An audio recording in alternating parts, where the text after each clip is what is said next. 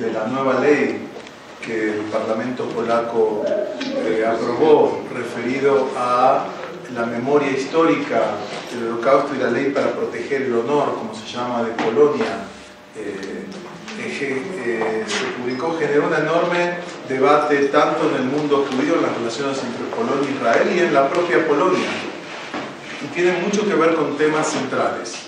Vamos a poder analizar este tema y quiero presentar a mi colega, amiga, doctora, la doctora Judith Boxer-Liberan, quien es profesora titular en el posgrado de Ciencias Políticas y Sociales de la UNAM, fue directora del programa, es la editora de tal vez la mejor revista en Ciencias Sociales de América Latina, que es la Revista Mexicana de Ciencias Políticas y Sociales, y el número 228, que fue en diciembre de 2016, está dedicado todo a la Shoah.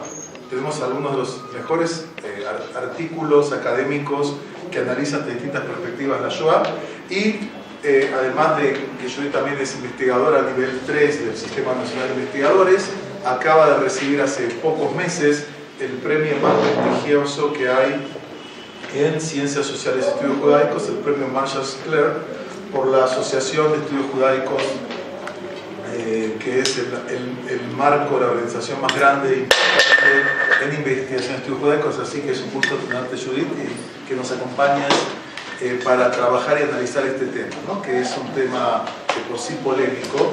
Uno de los detonantes del tema fuerte, también tiene conexión con nosotros, fue algo que pasó en Argentina, porque la primera demanda que se impuso con base en esta ley fue un artículo publicado en el diario Página 12 de Buenos Aires, que menciona la matanza de Yudbavne, y a partir de ahí fue la primera, un comité polaco presenta la demanda contra este periódico por difamación al honor de Polonia, ¿no? Entonces ahí, y empezaron un montón de reacciones, tanto en la prensa argentina como en otros lugares, y muchos de los artículos que hemos notado, y lo comentábamos con Judith, carecen de contexto y de una perspectiva más amplia. Muchas son reacciones emocionales, naturales, pero uno tiene que entender, si quiere ir más allá de lo periodístico, entender qué es lo que está en juego acá, qué es lo que está pasando, y cómo entender el tema con una visión más profunda, más inteligente, lo que está pasando, y es lo que intentaremos hacer, ¿okay? Entonces ese es el desafío que tenemos para esta noche. Entonces vamos a empezar por ahí con el texto. ¿Quién ha leído la ley? Bueno, acá tengo el texto de la ley, que lo he leído así, y simplemente para finalizar leo el punto central para entender en qué consiste esta ley. Y dice lo siguiente: cualquiera que clame, publique y en forma contraria a los hechos que el gobierno, que la nación polaca o la república polaca es responsable o corresponsable de los crímenes nazis cometidos por el Tercer Reich, como está dicho en el artículo 6 de la Carta Internacional del Tribunal Militar, que se habla de Nuremberg, etcétera, etcétera, o cualquier otro cargo que constituyen crímenes contra la paz, crímenes contra la humanidad, crímenes con la guerra, o cualquiera que disminuye la responsabilidad de los verdaderos perpetradores de este triste crimen, serán sujetos a multa o hasta 3 años de prisión. La sentencia será pública, ¿no? Es decir, lo que esta ley plantea es que cualquiera que acuse a la nación polaca de haber cometido los crímenes contra la humanidad, genocidio, etcétera, con la Shoah, podrá ser sujeto a una pena de hasta 3 años de prisión o una multa, ¿no? Eso es lo que un poco plantea la ley. Ahora, ¿qué es lo que está en juego para entender acá? Uno de los temas, en mi opinión, centrales que está acá es la redefinición de la memoria histórica de la Shoah. Y acá quiero plantear algo que es muy interesante, es esto. Durante muchos años después de la guerra, la memoria de la Shoah parecía que era un patrimonio de las víctimas. Los únicos actos de conmemoración que se hacían eran básicamente las conmemoraciones de las comunidades judías, y ni siquiera de todas las comunidades judías, sino de los sobrevivientes y sus familiares que vivían acá. Es decir, era como que un patrimonio, la memoria la definían las víctimas. Pero con el uso y abuso de la memoria de la Shoah a nivel global, y particularmente con el último caso que ustedes quieren, que es la proclamación de Naciones Unidas de la liberación de Auschwitz como la fecha del Día Internacional de la Shoah, la memoria de la Shoah ya es una memoria universal. Y al ser una memoria universal, ni siquiera las víctimas pueden decir, pero nosotros somos los que tenemos la memoria histórica. La memoria histórica hoy se presta a que otros digan, no, pero perdón, nosotros también podemos utilizar la Shoah en otros marcos. Es decir, que por un lado, el hecho que el mundo asume, en cierto sentido, que la Shoah es un acontecimiento clave para entender la historia contemporánea, lo que ha hecho también es quitar un poco, plantear que ahora nadie tiene el monopolio de la memoria de la Shoah. Y distintos países, de acuerdo a sus propios intereses políticos, nacionales, intentan redefinir esa memoria a su uso y abuso. Y yo creo que este es un elemento que hay que tomar en cuenta, que lo que está detrás es esto. Ese es un punto. Otro punto es en qué medida las leyes pueden ayudar a conformar la memoria histórica. Por ejemplo, hay países donde la negación de la Shoah es considerada un acto criminal, por ejemplo en Alemania. Es decir, hay sanciones. Y la pregunta es si eso es bueno o es malo, porque los que plantean que la libertad de opinión se puede ver disminuida por este tipo de situaciones, plantean que no debe haber leyes que regulen lo que alguien puede afirmar o no puede afirmar, y otros dicen no, hay elementos que no se pueden negociar y que tienen que ser claro que aquel que distorsione hechos que son profundamente investigados y documentados y que quiera falsificar la historia debe ser sancionado. Entonces una pregunta es en qué medida las leyes ayudan o no. Y otra cosa lo que hay que entender es que en Polonia está en la actualidad el poder o el partido Ley y Justicia, que es el partido de dos hermanos, Kuczynski, que ellos es un partido de derecha que se ha distanciado de muchos de los valores y las agendas de la Unión Europea. Como ustedes saben, Polonia es un país que es parte de la Unión Europea, y ellos han tenido posturas muy críticas desde valores conservadores, tanto cristianos. Ellos vienen de las líneas, digamos, de la democracia cristiana polaca, pero se han ido a la línea más de derecha. Ellos los que pasan por la derecha, ellos cuestionan, digamos, desde esa perspectiva, cuestionan el uso, digamos, cuestionan una serie de valores europeos y ponen la defensa del honor de Polonia como un elemento central en su concepción. Intentaron pasar una ley anterior que quería dominar todo el sistema judicial polaco para que el Estado lo controle. Es decir, esta ley no es aislada, forma parte de una política de gobiernos de derecha que están tomando muchos países de Europa en ese sentido. Ahora, ¿cuál fue el detonante histórico? Uno de los detonantes históricos fue este libro, que está también en español, Vecinos, de Jan Gross, que en el año 2002, él es un profesor experto en Polonia, catedrático de la Universidad de New York, judío de origen polaco, que él escribió un libro que se llama Vecinos, y es el libro que generó gran parte de las discusiones en Polonia. Se llama Vecinos, el exterminio de la comunidad judía de Jedwabne, ¿no? Que es donde él logró documentar, gracias al testimonio de un sobreviviente, que comentó que lo que pasó en Jedwabne no fueron los nazis, fueron los vecinos polacos de siglos. La historia es en esta aldea. Cuando los nazis ya ocupan Polonia en el 41, esta gente, sin órdenes y sin planteamiento, fueron los vecinos, sacaron a todos los judíos, como 1500 vecinos del lugar, con hachas y palas y golpes, y mataron a muchos de ellos, y al resto los encerraron en un granero y le prendieron fuego y los quemaron, y se quedaron con sus bienes y sus propiedades, y los asesinaron con las tropas nazis y los gendarmes azules polacos observando. Este libro generó una enorme polémica, dijo él calumnia y no es verdad, fueron los nazis o no fueron los nazis, y Gross reconstruyó todo esto. ¿Cómo lo reconstruyó?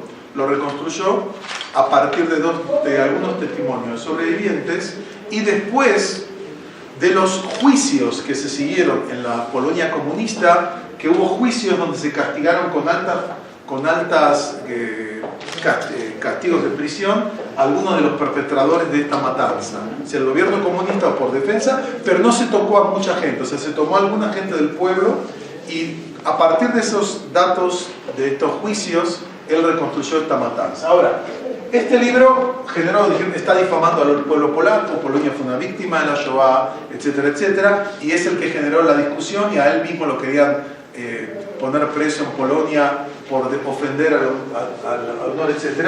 Él después escribió otro libro que se llama Miedo, Fear, que es Antisemitism in Poland After Auschwitz, donde él sigue documentando lo que pasa en Kielce y en otros lugares después de la Shoah.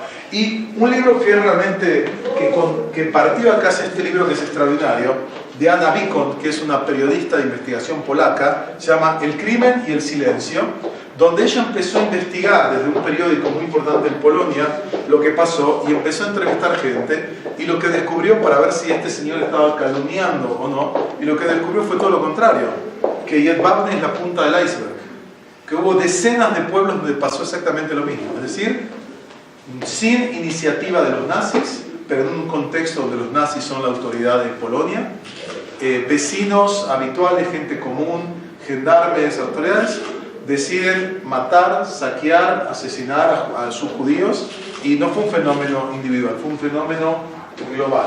Ahora, esta ley tiene un punto que me parece importante aclarar, que para mí tiene razón y hay que entender algo. La iniciativa de excluir a los judíos de la vida pública, quitarles sus derechos, quitarles las protecciones legales que tiene cualquier ciudadano, excluirlos de las distintas esferas económicas, sociales, políticas, después expulsarlos y o concentrarlos y finalmente enviarlos a una masacre, a un asesinato sistemático, no fue una iniciativa de Polonia, fue una iniciativa de Alemania nazi. Y es claro que la Shoah es fundamentalmente una iniciativa que empieza a partir de las políticas del Estado Nacional Socialista. Hay quien dice que empieza en el 33, el 38, el 35, cada uno tiene otra fecha, de acuerdo que... Pero no tiene que ver con Polonia, es verdad. Es decir, Polonia, los campos de concentración se construyen en Polonia por motivos logísticos, por motivos de mayor población judía, no tiene que ver con una iniciativa del Estado polaco, ni mucho menos, y en ese sentido tiene razón los polacos, o el Estado polaco, cuando tiene que hablar de los campos de asesinato. Polacos o nazis no son polacos, o sea, los campos se construyeron en Polonia como parte, digamos, como dije, por toda una serie de consideraciones, pero no fue una iniciativa de los polacos. Eso es número uno, me parece importante. Número dos, los polacos fueron una de las víctimas más grandes de la Segunda Guerra Mundial. Polonia perdió casi 7 millones, no hablo de los judíos polacos, hablo fuera de Polonia, 7 millones de ciudadanos y soldados polacos mueren en la guerra. Casi más del 20% de la población de Polonia. Fue el país que tuvo mayor tasa de mortalidad acá. Varsovia fue destruida, los nazis y los comunistas, porque Polonia, como ustedes saben, en el 39 es invadida por los soviéticos y los nazis, fue dividida. Los dos hicieron lo mismo, eliminaron a las élites políticas, militares, económicas, masacraron a miles de sacerdotes, intelectuales, militares, a las clases ilustradas, porque ni para los rusos ni para los nazis Polonia tenía razón de ser. Polonia era parte de los territorios, se los anexaron, la gobernación general polaca, la zona central, estaba gobernada como una provincia a cargo de acá, y Polonia nunca tuvo un gobierno colaboracionista, a diferencia de Francia, que tiene a Vichy, a Pétain, a diferencia de Noruega, que tiene a Quisling y a otros. Nunca hubo una colaboración interna del Estado polaco con los nazis. Los nazis no ven a Polonia como un Estado que tenga derecho de existencia, y el gobierno en el exilio, que primero en Francia y después en Inglaterra, el gobierno polaco fue el primero que va a plantear y que tenía más interés en que se conozcan los crímenes que van a hacer los nazis con los judíos. El primer documento importante fue el informe Feiner, que fue elaborado por Emanuel Ringelbaum en el gueto de Varsovia y otros. Es ese documento, de los primeros documentos que va a Suecia por un diplomático y empieza a documentar lo que pasa, y después la acción de este hombre, que es un libro fascinante, que el que no lee este libro no puede entender lo que pasa en Polonia en esa época, Jan Karski, Historia de un Estado clandestino. Este libro fue escrito durante la guerra, antes que termine la guerra, en el 44, 45. Es un libro él es uno de los grandes héroes de nuestro tiempo, Jan Karski.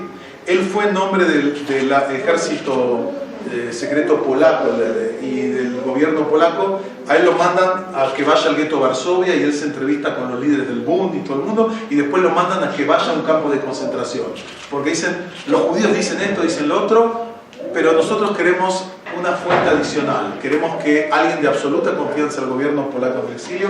Él es militar, abogado, diplomático de una familia católica aristocrática. Karski entra a Belzec disfrazado de un gendarme ucraniano, ve lo que pasa ahí y la orden del gobierno polaco ven a Londres y tienes que contar lo que has visto a todo el primer ministro británico, etc.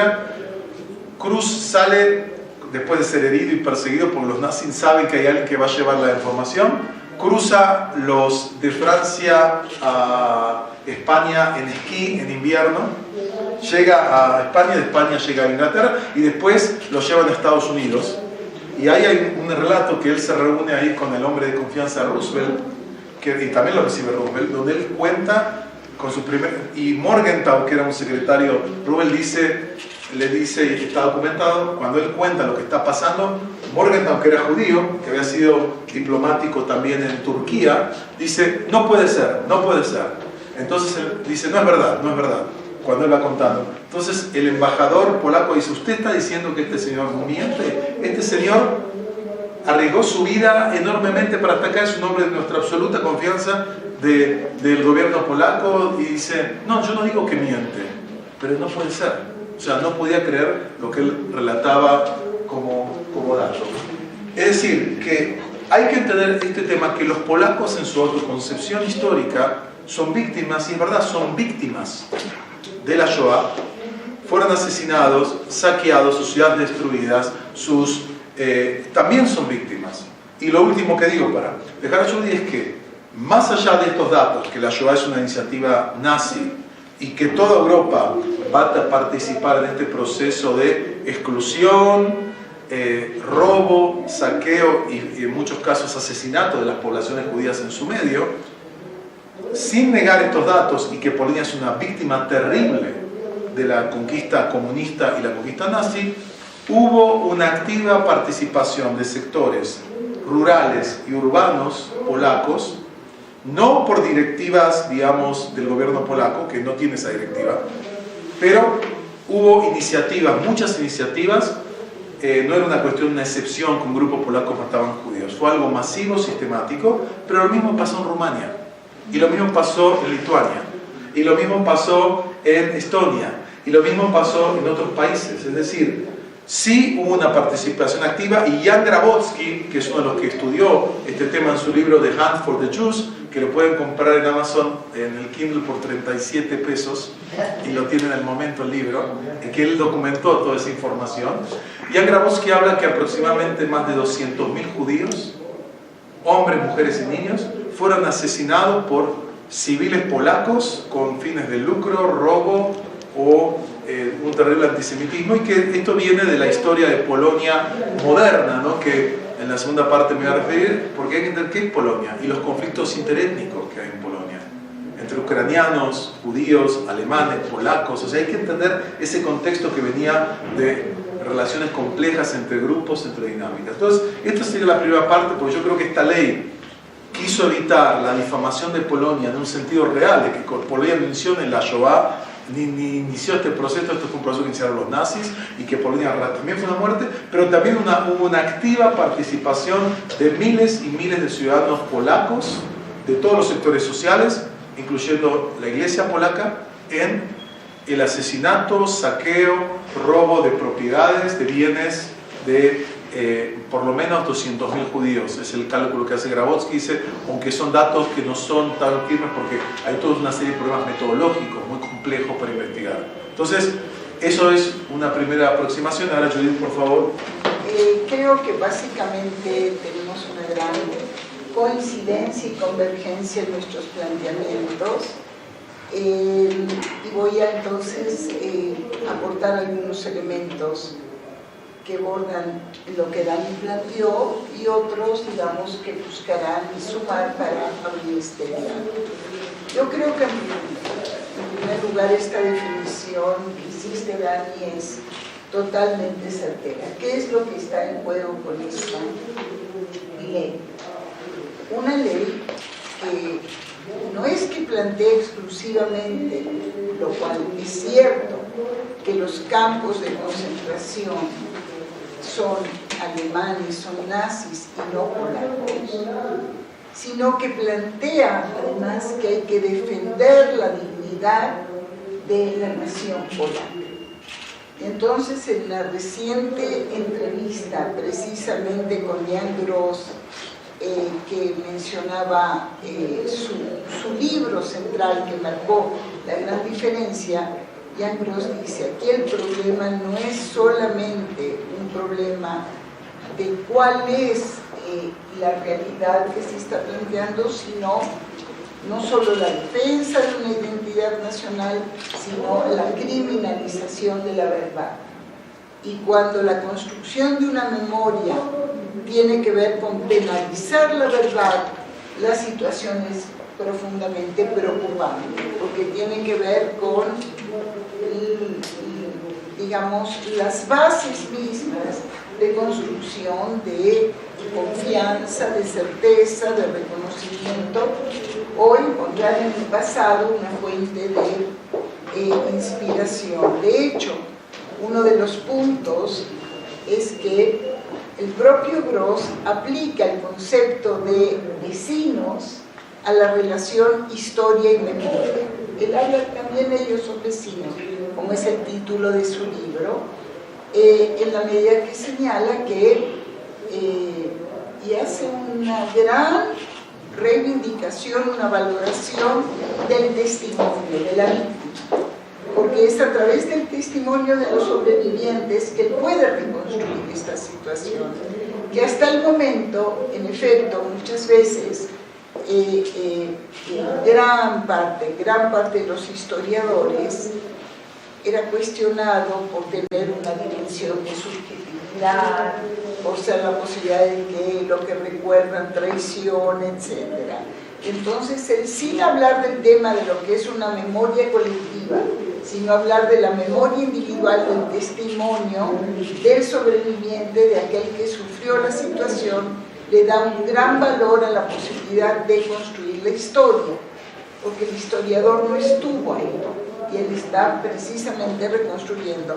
Y este punto que señalabas, la metodología del trabajo, me parece muy importante, porque son fuentes que le dan el rigor y modifican lo que desde los años 70 aparece como una situación. Yo le comentaba a Dani en su momento que precisamente, y estando de acuerdo que lo que está en discusión es también en Polonia y en Europa Oriental, países que tienen hago un paréntesis, una relación muy compleja, en qué pasado ellos tienen que darle, digamos, prioridad, si al proceso de la desovietización, esto es cuando ellos se liberan, digamos, de la dominación soviética, o el Holocausto.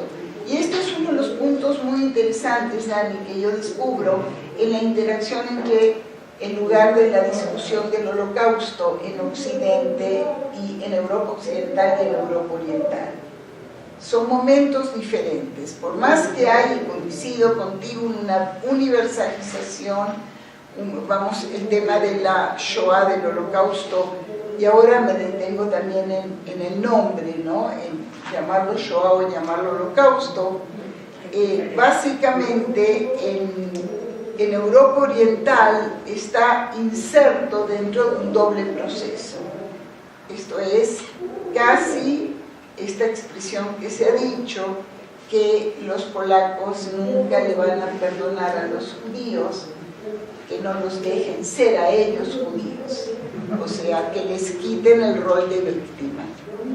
Repito, tal vez si no quedó claro, que no le van a perdonar a los judíos que ellos hayan sido la principal víctima, porque en efecto ellos se viven de este modo, y se viven como la gran víctima, y coincido también con lo que dices, que en efecto fueran víctimas.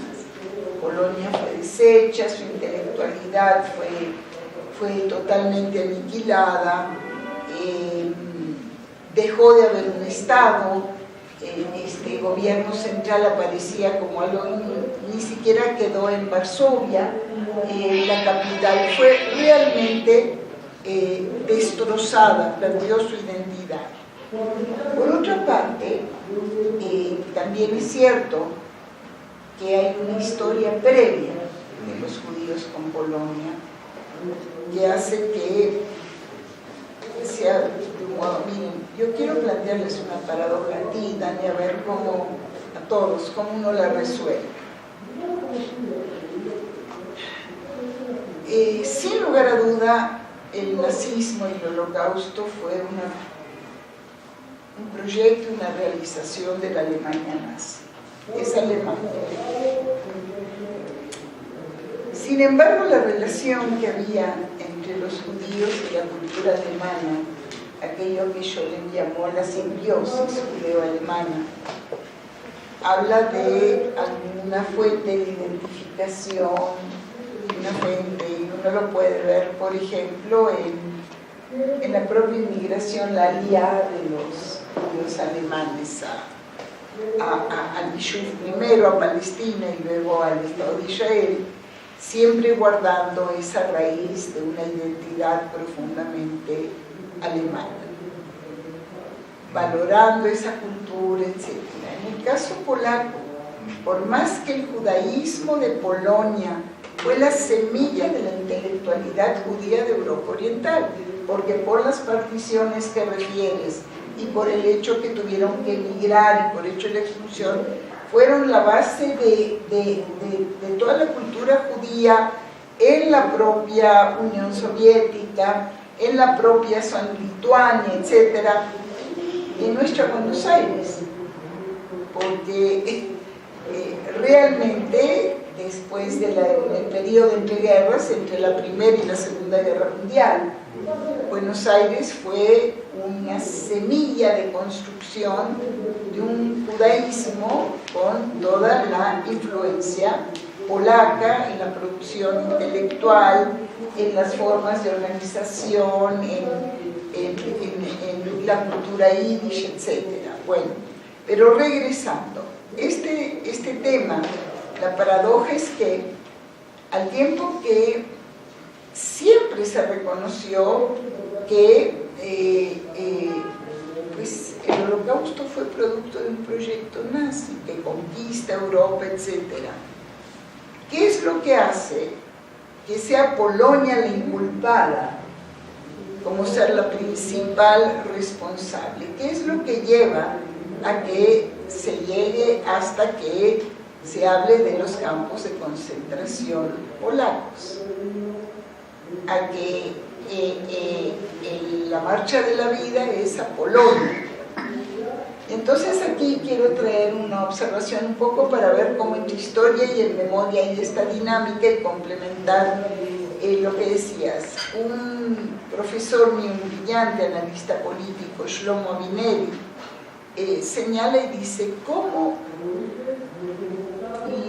la dinámica que asume la marcha de la vida refuerza precisamente esta percepción, porque antes todos estudiábamos el holocausto y el punto de partida era Alemania.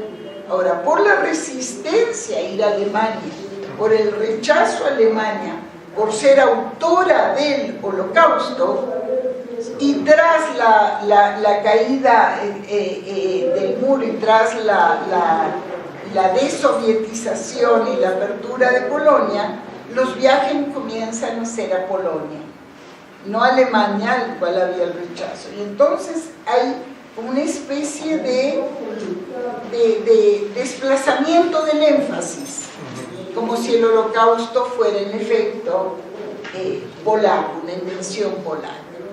Entonces, bueno, él sugiere inclusive que los viajes continúen siendo que es importante, muy importante, pero que inicien en Alemania. Que vayan primero a Alemania y luego a Polonia, que sería el proceso cronológico con el que se dio. Esto lleva al tema de, por una parte, en efecto, Polonia no, la Shoah no es un proyecto polaco, pero se lleva a cabo los campos de exterminio en territorio polaco. Entonces, uno de los temas que aquí está en juego es cómo se reconstruye esta memoria, o sea, qué lugar tiene Polonia en esto. Y a diferencia de una historia que se construye de un modo incluyente desde abajo, con sobrevivientes, reconstruyendo el pasado, y va a un tema del castigo y la ley. O sea, ¿qué es lo que lleva en el momento en que se abre la posibilidad de revisar cuál fue tu pasado? En ese momento, en lugar de tratar de ver cuáles fueron los comportamientos que se dieron, que bien podrían ser una fuente de reconciliación, porque esto es otro de los puntos que da, reconciliación entre víctimas y victimarios al descubrir circunstancias que llevaron a uno y a otro, la condición humana, en fin, lo que ustedes quieran poner. En lugar de eso, viene una ley que castiga, que inhibe la posibilidad de exploración y por tanto responde a otra intención, que es precisamente criminalizar, que es principalmente volver a tomar este punto fundamental que Dani señala, y es que la exclusión del judío del concierto y del tejido de la sociedad. Porque finalmente una de las cosas importantes en esto, en lo que podría ser el tema de entender cómo se dio la Shoah, es que los campos de exterminio no fueron el punto de partida, fueron la culminación de un proceso. La culminación de un proceso que inicia con la exclusión, la marginación, la discriminación, luego la persecución, que es la situación, por eso bien dices, cuando comienza, en qué años y con la subida de Hitler al poder, sí, con ciertas medidas y exclusiones de prejuicio colectivo, sí, con las leyes, ¿no? De Nuremberg. Todo esto es un proceso que nos alerta de ver cómo una sociedad puede ver, y de ahí la importancia del concepto, creo yo, de vecino. Cómo una sociedad puede ver que parte de sus miembros son objeto de esto e irlo aceptando, hasta internalizar esto de modo tal que viene con esta situación que los dos historiadores hacen esta contribución tan importante, ¿no? El otro es Grabowski, no solo centrado en un pueblo, sino en una de las preguntas: ¿qué porcentaje, en efecto, de los judíos que escapa de los guetos logra sobrevivir? Entonces, ¿qué pasó? ¿Por qué sobrevive un 10% de los que logran escapar de los guetos? Y aquí viene la respuesta, porque está esta persecución, esta orgía de la muerte, que es que los propios polacos, junto con los alemanes, los persiguen, ya no en la ciudad, sino precisamente en las afueras, en el campo. Los matan, los torturan, los extorsionan, les ofrecen. Hay algunos relatos en el libro, le comentaba yo, que yo no lo había leído previamente, solo conocía algunas partes, y es terrible, no te puedes desprender de él. Situaciones absolutamente terribles, de alguien que tiene que sacarse un diente para poder rescatar un diamante, para poderlo dar, para quedar en vida, para que luego lo asesinen, mujeres violadas y luego asesinadas, y todo el tema lo sabíamos en lo urbano, ¿no es cierto? O sea, en el caso de Polonia sabíamos que el interés, Polonia, Ucrania, Lituania, era que no regresen porque las propiedades pues eran ya de quienes se quedaron, pero aquí el tema es que fue en efecto una orgía de sangre, una barbarie. Entonces, claro, esto denuncia una Polonia con la, vamos a decir, cuya ciudadanía tiene actos en efecto de valentía. Exactamente, ¿cómo? Antinazis y al mismo tiempo. Exacto, esta doble. Entonces, a mí me lleva, hay mucho más que añadir, pero yo quisiera, en primer lugar, decir que la historia de la presencia judía en Polonia es una historia difícil, sufrida, entre las particiones, antes las 4 colonias, es realmente difícil. No hay esta situación. Y sin embargo, hay testimonios fundamentales donde lo que se plantea es que el sobreviviente, claro, esto también son los casos, el caso de Grabowski, aquellos que se quedan aquí en Polonia, dan un testimonio que niega la responsabilidad de los polacos, por temor y la necesidad de quedarse. Y entonces, lo que aquí sucede es que muchos de ellos, además convencidos, hablan: esta es mi patria, esta es mi madre, ¿verdad? O sea, mi patria realmente, y me cuesta trabajo reconocerme como alguien profundamente rechazado por ella, ¿no? Entonces, estoy en este momento queriendo concluir esta primera intervención señalando qué momento estamos viviendo hoy en Europa. Por un lado, tenemos el caso de Polonia, donde realmente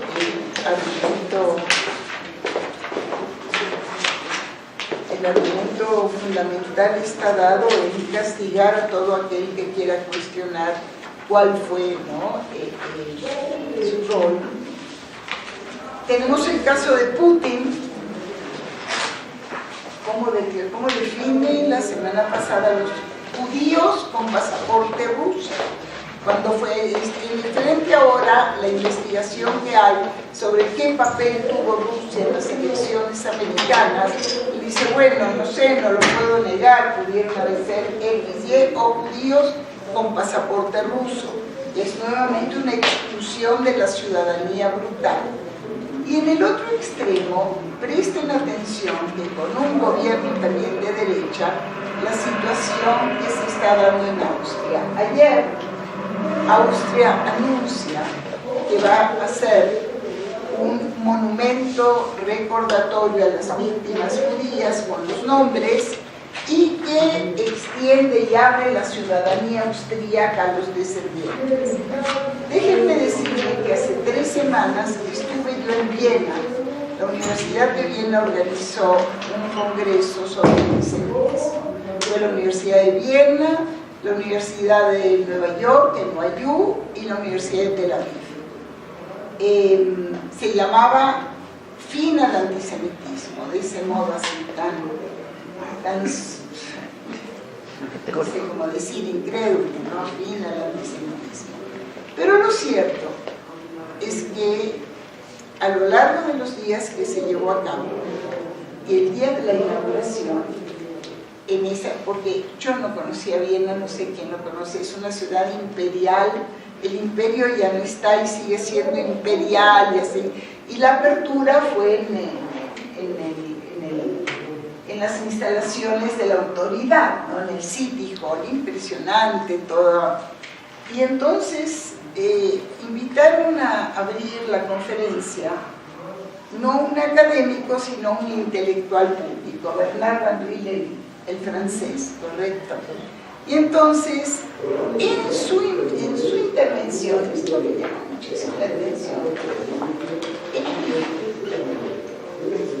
si ustedes quieren hacer algo aquí, hagan un monumento a todos aquellos judíos que fueron asesinados, expulsados.